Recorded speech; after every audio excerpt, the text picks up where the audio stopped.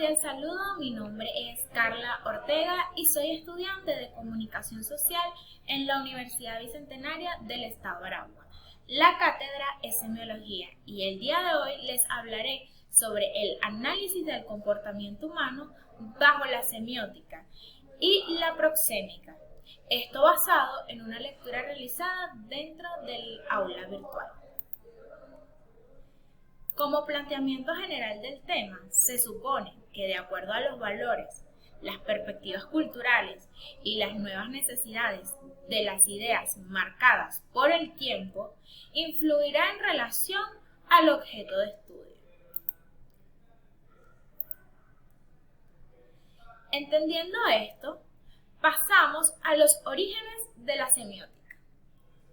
Aparecen en la época paleotólica, como la antigua signología, hace más de 1 millón de años atrás, con el surgimiento del lenguaje como instinto de conservación. Estos indicios dan paso a lo que hoy en día conocemos como semiología. El uso del lenguaje ha borrado los límites precisos de la significación. En muchos casos, esto ha contribuido a crear posibilidades diversas en la expresión. ¿Qué quiere decir esto?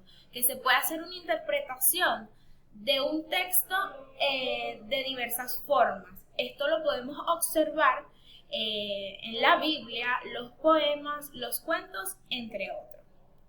La historia de la semiótica se da porque la lingüística y la semiótica se han influido mutuamente al tener el mismo objeto de estudio. La semiótica basa sus principios en la teoría lingüística behaviorista, la glosemática danesa y el estructuralismo lingüístico.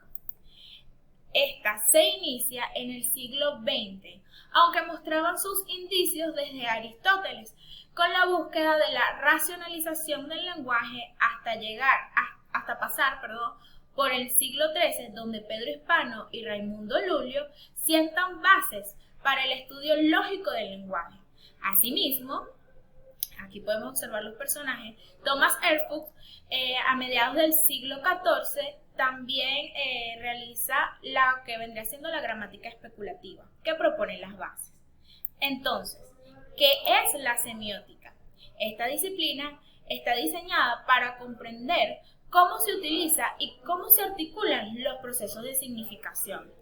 George Mooney en 1970 dice que Saussure es quien, a grandes rasgos, define la semiología como la ciencia general de los sistemas de signos y los símbolos en contraposición. Encontramos a Charles Morin, que ignora esta fundamentación de la tradición behaviorista y define la semiótica considerando varios conceptos, como lo son la sintaxis, que aplica entre la relación semántica de los signos, también está la semántica y la pragmática, que realiza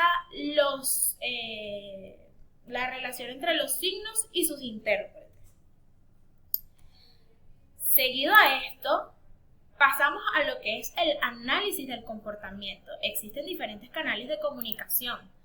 Para Mary Kay, en 1970, se agrupan en 3: el lingüístico, el paralingüístico y el sinéquico-kinésico. Para la paralingüística son signos que se emiten consciente o inconscientemente, que acompañan las emisiones propiamente. Esto puede ser la risa como un ejemplo.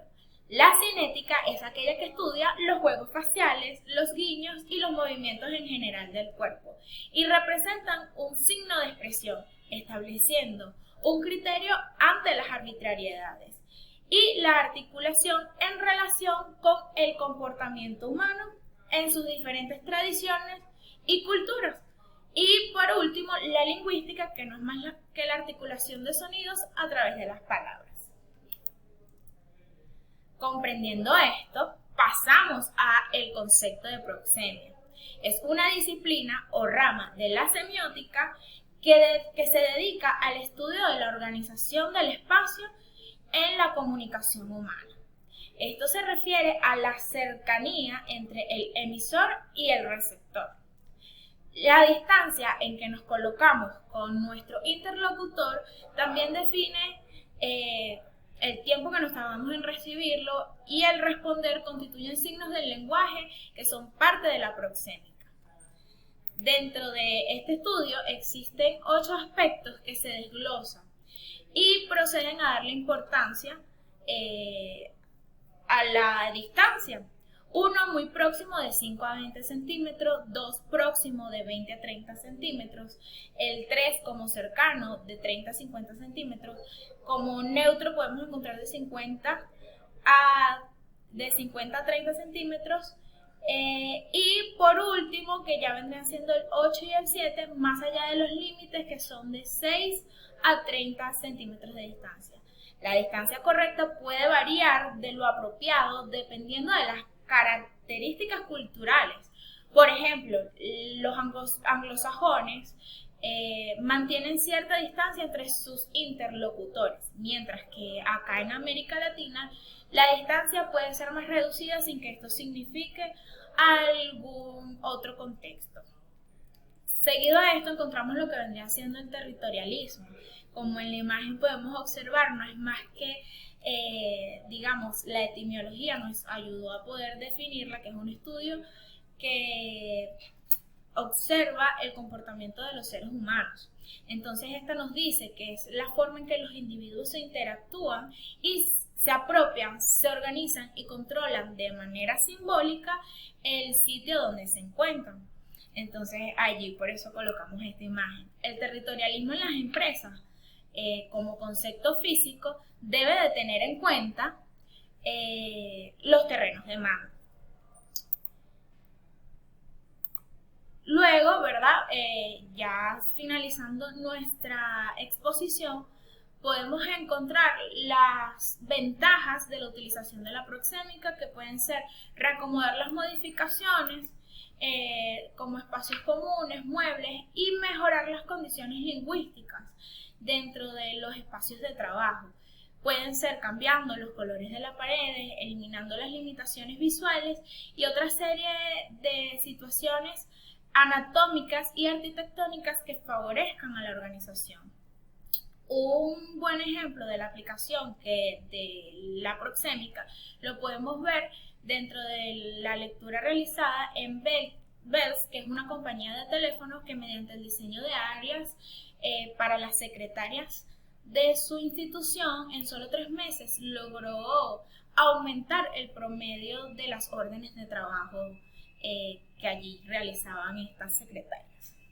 Entonces, podemos concluir que la proxemia es un aspecto importante en la comunicación humana que nos ayuda a comprender mejor a las personas y cómo interactúan entre ellas, utilizando un mensaje adecuado mientras mejoran nuestras habilidades comunicativas.